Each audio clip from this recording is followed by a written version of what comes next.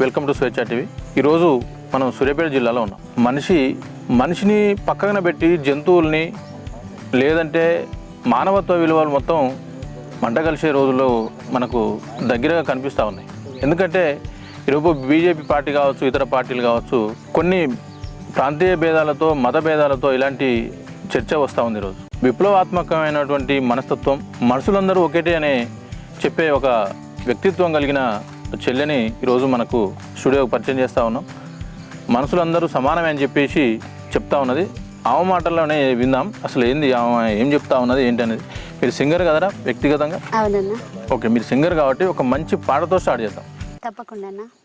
మాయమైపోతున్నడమ్మా మనిషన్నవాడు, ఓ మచ్చుకైనా లేడు చూడు, మానవత్వము ఉన్నవాడు, కోటికో నూటికో ఒక్కడే ఒక్కడు, యాడ ఉన్నడు గాని కంటికి కనరాడు, మాయమైపోతున్నడమ్మా మనిషన్నవాడు, ఓ మచ్చుకైనా లేడు చూడు, మానవత్వము ఉన్నవాడు, కుక్క నక్కల దైవ రూపాలుగా చేసి పంది నందిని చూసి పడి మొక్కుతాడు, చీమలకు చక్కెర పావులకు పాలోసి జీవకారుణ్యమే జీవితం అనుకుంటాడు, కోటి విద్యలు కూటి కోసమన్నది పోయి కోట్లకు పడగెత్త కోరికలు చెలరేగ, మాయమైపోతున్నడమ్మా మనిషన్నవాడు, ఓ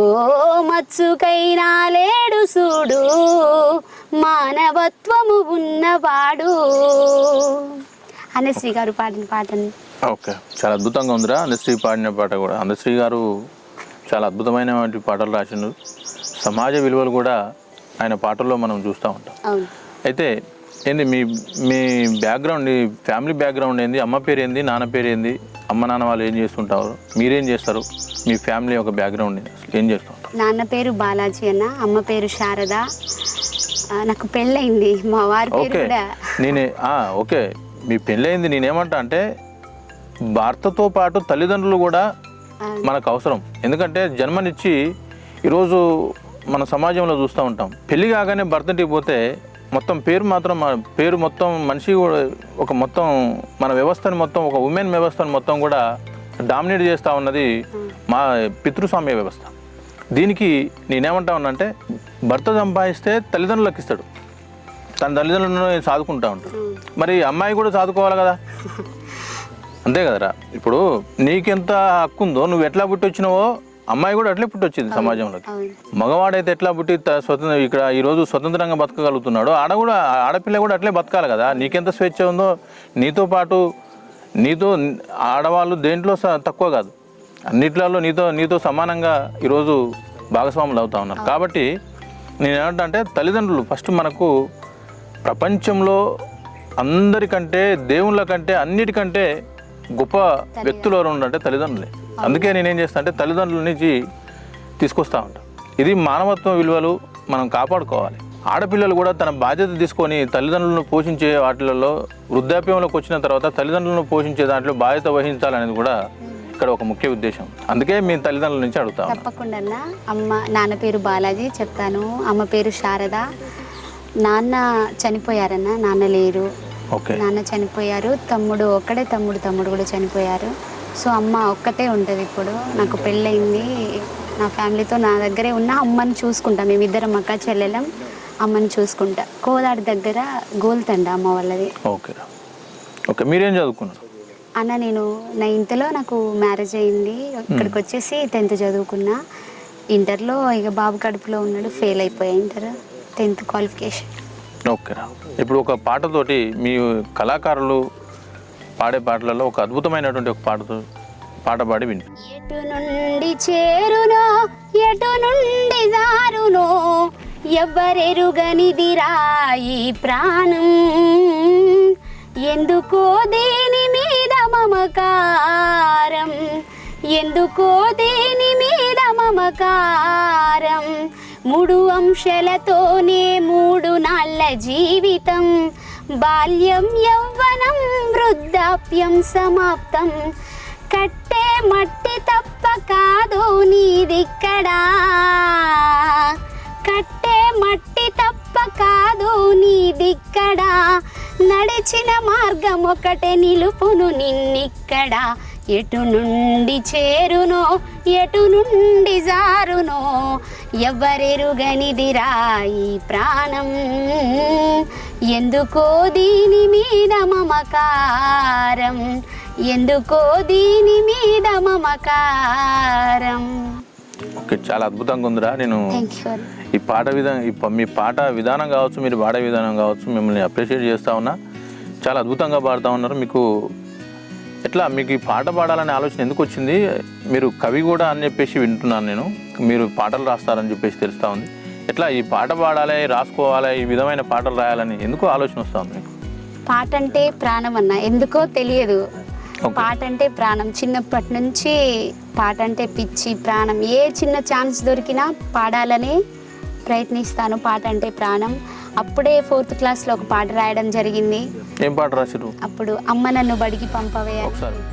అమ్మ నన్ను బడికి పంపవే నా కన్న తల్లి, అమ్మ నన్ను బడికి పంపవే, బడిలో నా పాఠాలు బుద్ధిగా వింటానమ్మ, అమ్మ నన్ను బడికి పంపవే నా కన్న తల్లి, అమ్మ నన్ను బడికి పంపవే, అడవులకు తీసుకెళ్ళి కట్టేలు కొట్టించి నా చిన్న మనసును గాయాన్ని పరచకమ్మ, అమ్మ నన్ను బడికి పంపవే నా కన్న తల్లి, అమ్మ నన్ను బడికి పంపవే. ఇందులో ఆలు నేర్చుకొని ఆఫీసర్ అవుతానమ్మా అనేసి రాయడం జరిగిందన్న. ఆలు నేర్చుకొని ఆఫీసరు అవుతానమ్మా, ఈలు నేర్చుకొని ఇంజనీరింగ్ అవుతానమ్మా, కాకాలు నేర్చుకొని కలెక్టర్ను అవుతానమ్మా. పాట ఎండింగ్ లో ఉంటదన్న. చాలా బాగుందా? ఓకే, థ్యాంక్ యూ అన్న. ఎట్లా మీరు ఇప్పుడు పాటలు ఎవరు మీకు ఇన్స్పిరేషన్? ఎవరు పాటలు పాడడానికి కానీ మీరు రాయడానికి కానీ, మీకు ఈ కళాకారులోకి రావడానికి కానీ ఇన్స్పిరేషన్ ఎవరు అసలు మీకు? అప్పుడు చిన్నప్పటి నుంచి చూస్తే అమ్మ నాన్న, ఇక్కడికి పెళ్ళైన తర్వాత మా వారు.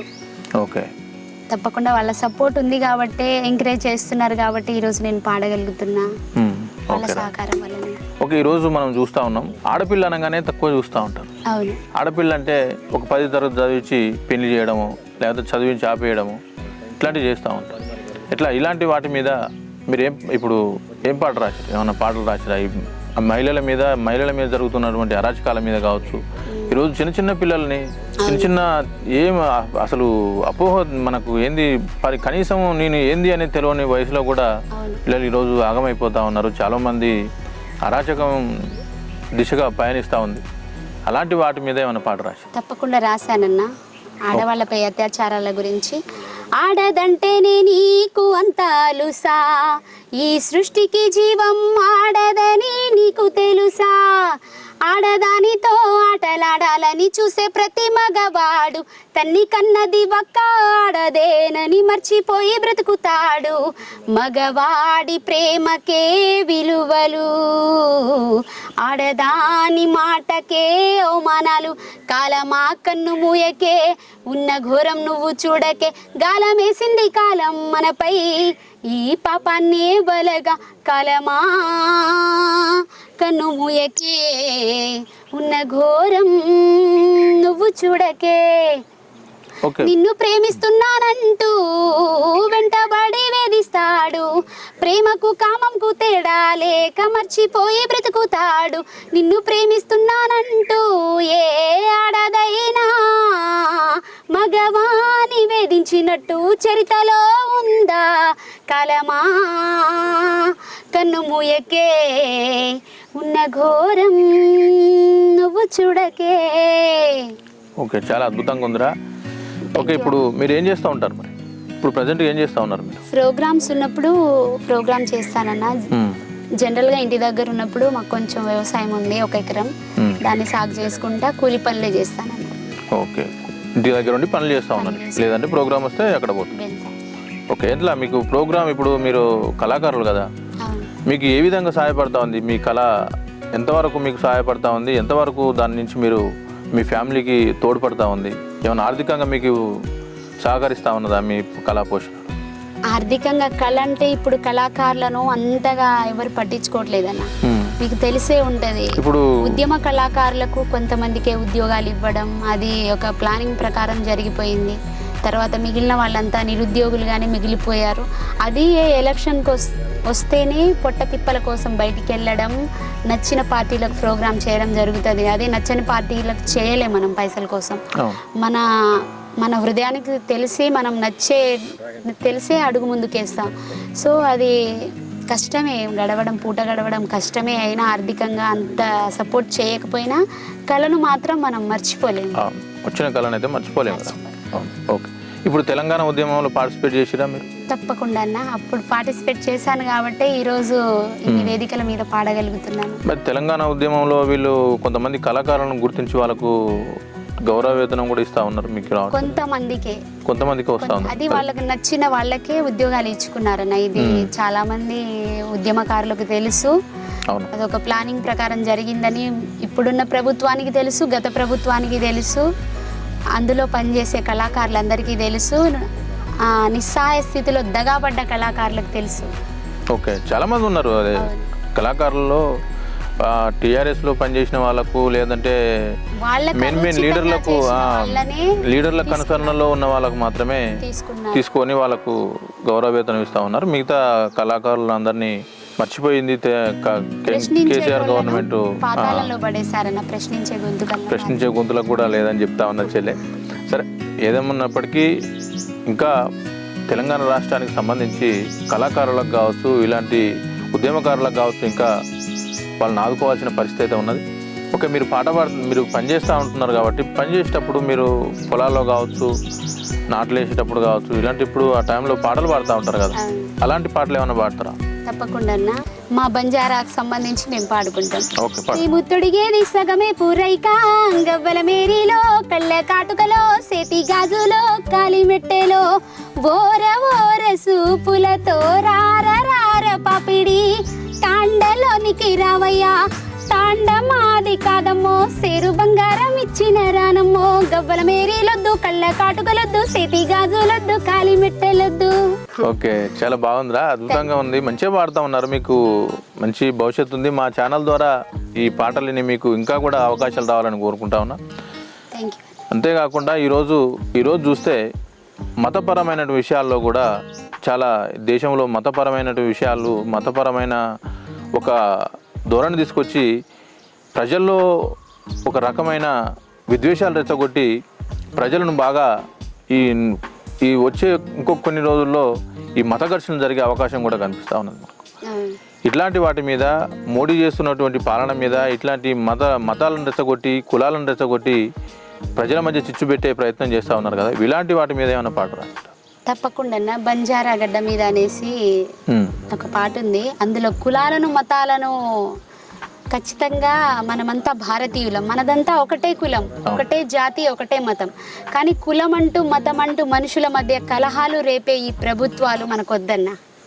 మనమంతా మానవులం, మనది మానవ జాతి, భరత జాతి, మనమంతా భరతమాత బిడ్డలం.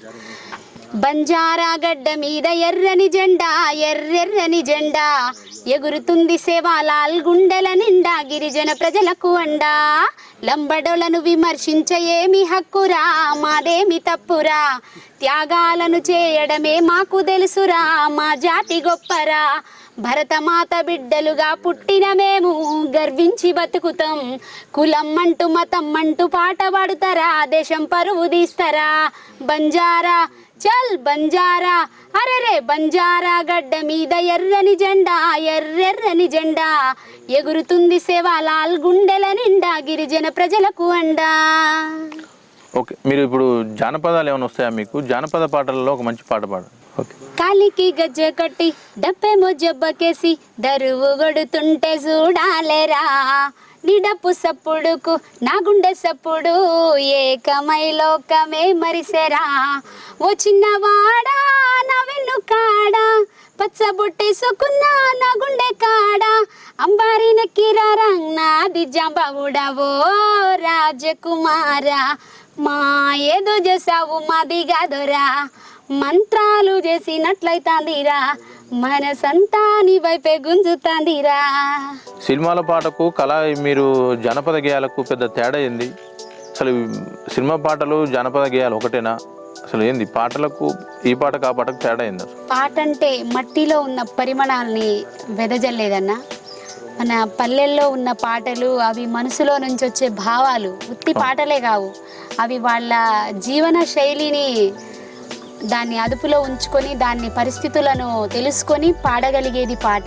ఇట్లా మారుమూల ప్రాంతాలలో నుంచి వచ్చే పాటలు చాలా గొప్పవి. అవి వర్ణనాతీతం అన్న. వాటిని మనం దేనితో పోల్చుకున్నా ఇవే మనం పైకి తీసుకెళ్తాం తప్ప పైనుంచి కిందికి మళ్ళీ రాలేం కదా. ఈ పాటలే ఎక్కడికన్నా ఎవరు తీసుకున్నా కానీ ఈ పాటల నుంచే తీసుకుంటారని. ఒక మంచి పాట పాడు. రక్తపు మాంసములను ముద్దగా చేసి అమ్మ ప్రాణమే ఊపిరిగా పోసి అమ్మా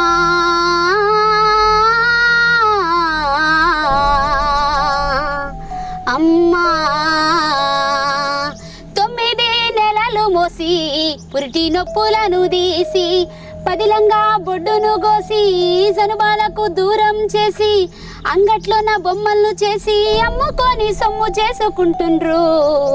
ఓ అమ్మాయి నాన్నలారా మీరు ఆలోచించండి, కమ్మని ప్రేమ పంచలేరా కాస్తైన కరుణన్న చూపండి. ఓ అమ్మాయి నాన్నలారా మీరు ఆలోచించండి, కమ్మని ప్రేమ పంచలేరా కాస్తైన కరుణన్న చూపండి. చెట్టు మీద పక్షుల జూడు కట్టుకున్న గడ్డి గూడు కానరాద కళ్ళకు నేడు కాకులల్లే కాసుల కోసం పశువు పక్షుల కన్నా హీనమవుతుండ్రు. ఓ అమ్మ నాన్నలారా మీరు ఆలోచించండి, కమ్మని ప్రేమ పంచలేరా కాస్తైన కరుణన్న చూపండి. ఓ అమ్మ నాన్నలారా మీరు ఆలోచించండి, కమ్మని ప్రేమ పంచలేరా కాస్తైన కరుణన్న చూపండి. ఓకేరా, మంచిగా పాడుతూ ఉన్నావు. మా ఛానల్ నుంచి నీకైతే నీ పాటకు కావచ్చు నీకు కావచ్చు అభినందన తెలియజేస్తా ఉన్నా. చాలా అద్భుతంగా పాడుతూ ఉన్నావు. నీకు మంచి భవిష్యత్తు ఉండాలని కూడా కోరుకుంటా ఉన్నా. ఓకే, ఈ పాటలన్నీ పాడి మాకు చాలా సమాజం గురించి కావచ్చు, మీ దగ్గర మంచి పాటలు ఉన్నాయి, సొసైటీ మీద కావచ్చు, సమాజం మీద, సమాజాన్ని మేలుకొల్పేటువంటి పాటలు పాడినందుకు నీకు ప్రత్యేకంగా అభినందనలు తెలియజేస్తా ఉన్నా. Thank you very much sir. Thank you.